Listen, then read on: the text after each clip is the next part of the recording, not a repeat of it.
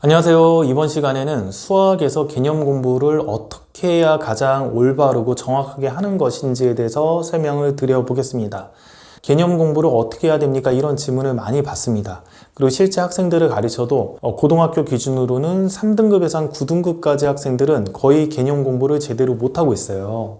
중학생들도 마찬가지고요. 3등급에서 9등급 정도의 학생들이 공부하는 패턴은 이렇습니다. 개념 설명을 해주면 고개를 끄덕이면서 그럭저럭 이해를 합니다. 그리고 나서 시간이 지나면 설명을 들었던 것들에 대해서 대부분을 잊어먹고 그리고 몇 가지 공식들만 기억을 하거나 혹은 암기를 하거나 혹은 책에 나와 있는 그 공식들을 보면서 문제를 풀어나가죠. 그렇기 때문에 아이들은 이 공식이 왜 성립하는지 모르고 단순하게 암기를 하든지 아니면 책에 있는 공식을 보면서 그냥 문제를 풀기 때문에 문제가 조금만 변형돼도 틀리는 현상이 벌어지고 교재가 아니라 실제 시험을 보면 틀리는 현상이 생기게 됩니다. 예를 들어서 아이들이 중학교 2학년 과정에 평행사 변형을 배웁니다. 고등학교 기준으로 5등급에서부터 9등급인 학생들은 평행사 변형의 정의도 잊어먹고 평행사 변형의 성질도 잘 이해를 못하고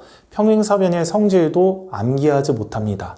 그래서 수학을 못하게 되고요. 그리고 한 3등급에서 4등급 정도의 학생들은 평행사 변형의 정의 정도는 어느 정도 암기를 하고요. 평행사 변형의 성질들도 암기를 합니다. 평행사 변형의 정의, 두 쌍의 대변이 평행인 사각형이 평행사 변형이다. 평행사 변형의 성질, 거기서부터 유도되는 성질들이 쭉 있죠. 평행사 변형의 두 대각선은 서로 다른 걸 이등분한다라든지 마주보는 면의 길이가 같다라든지 이런 평행사 변형의 성질들이 있습니다. 그러면 한 3등급에서 4등급 정도 학생들은 어쨌든 그 성질이나 개념까지는 암기를 합니다. 평행사 변형의 뜻이 뭐지? 그럼 곧잘 대답을 합니다. 평행사 변형의 성질 4가지 한번 얘기해 볼래? 역시 곧잘 대답을 합니다. 자, 그런데 이런 거는 사회 과목에서 개념 공부에는 해당이 될 수 있지만 수학에서 개념 공부에는 해당이 되지 않습니다. 수학에서는 단순하게 그 개념을 암기하는 게 중요한 게 아니라 그게 왜 성립하는지조차도 본인이 이해를 하고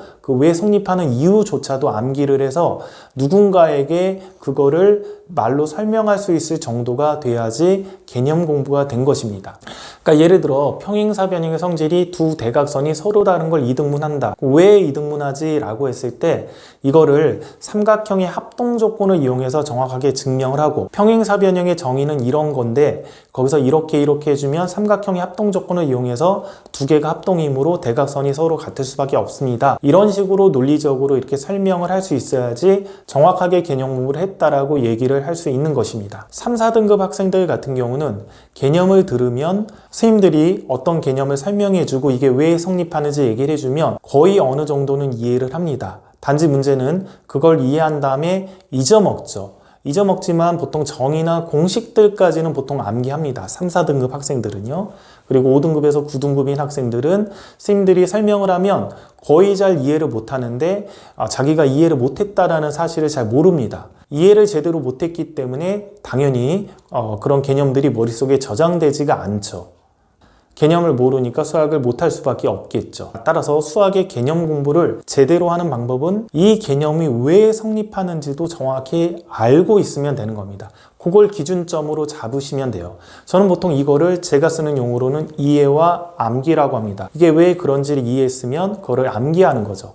여기서 이제 암기라는 거는 기계적으로 그냥 말하는 게 아니라 그 논리 자체가 머릿속에 완벽하게 저장되어 있는 상태를 저는 암기라고 합니다. 초등학생 걸로 얘기하면 어떤 두수의 공약수는 두수의 최대 공약수의 약수이다라는 그런 개념이 있습니다. 그러면 이 개념을 암기하는 것도 물론 중요하지만 그게 왜 그런지를 설명할 수 있어야 된다라는 거죠.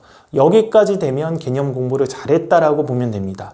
그런데 아까 얘기했지만 3, 4등급 학생들은 개념까지는 암기하는데 그게 왜 그런지를 보통 설명해내지 못합니다. 그리고 5등급에서 9등급인 학생들은 개념도 암기 못하고 그게 왜 그런지도 잘 모르는 상태인 거죠. 따라서 앞으로 자녀들 수학 공부나 혹은 학생들이 수학 공부를 할 때 개념은 어떻게 해야 되냐? 암기하고 그리고 그 개념이 왜 성립하는지도 누군가에게 설명할 수 있을 정도로 내 몸속에 체화된 채로 암기되어 있어야 된다. 이런 방식으로 공부를 해야 개념 공부를 제대로 하게 되는 거고, 이렇게 해서 개념이 잡혀야 응용교재든 심화교재든 풀면 정답률이 올라가게 되고 문제를 잘 풀게 되는 것이죠. 여기까지 하겠습니다.